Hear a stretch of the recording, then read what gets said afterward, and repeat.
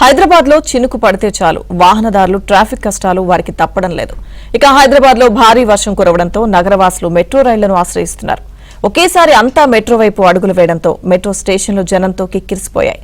Miyapur, Nagole, LB Nagar, Rayadurgam metro స్టేషన్ల వద్ద పరిస్థితిని మా ప్రతినిధి హేమ అందిస్తారు.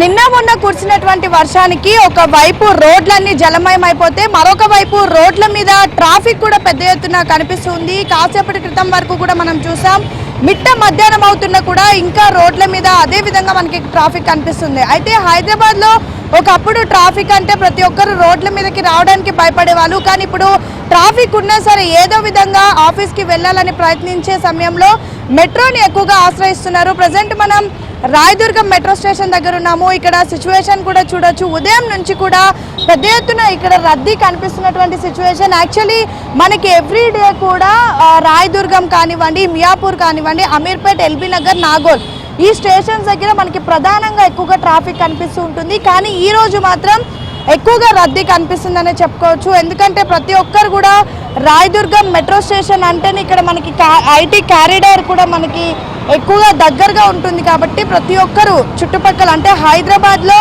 నాగోల్, ఎల్బీనగర్, అమీర్పేట్ ఏ ప్రాంతాల నుంచి అంటే ఉప్పల్ నుంచి రావాలన్నా కూడా డైరెక్ట్ రాయదుర్గానికి వచ్చేయచ్చు. సో ఈ నేపథ్యంలో పెద్ద ఎత్తున ఈరోజు మెట్రో స్టేషన్స్ అన్నీ కూడా రద్దీగా మారిపోయాయి. కేవలం రాయదుర్గమే కాదు, అటు అమీర్పేట్, మియాపూర్, ఎల్బీనగర్ స్టేషన్స్లో కూడా ఇదే సిచ్యువేషన్ ఉదయం నుంచి కూడా కనిపిస్తుంది. ఇంకా ఇప్పుడు దాదాపు మధ్యాహ్నం కూడా దాటుతున్నప్పటికీ కూడా ఇంకా ట్రాఫిక్ అయితే అంతే పెద్ద ఎత్తున కనిపిస్తుంది. అయితే కేవలం వీళ్ళంతా కూడా ఆఫీసెస్కి వెళ్ళినటువంటి వాళ్ళే కాదు, కంటిన్యూగా మనం 16th, 15th August independence day నుంచి చూసుకుంటే నిన్నటి వరకు కూడా ఐటీ ఎంప్లాయీస్ అందరికీ కంటిన్యూగా హాలిడేస్ వచ్చాయి. అదేవిధంగా నగరంలో ఎవరైతే నృత్య వస్తూ ఉంటారో వాళ్ళకు కూడా కంటిన్యూగా ఆఫీసెస్కి, స్కూల్స్కి హాలిడేస్ రావడంతో పెద్ద ఎత్తున విలేజెస్కి కూడా వెళ్ళారు. వాళ్ళంతా కూడా ఒకవైపు రిటర్న్ కూడా వస్తున్నటువంటి పరిస్థితి.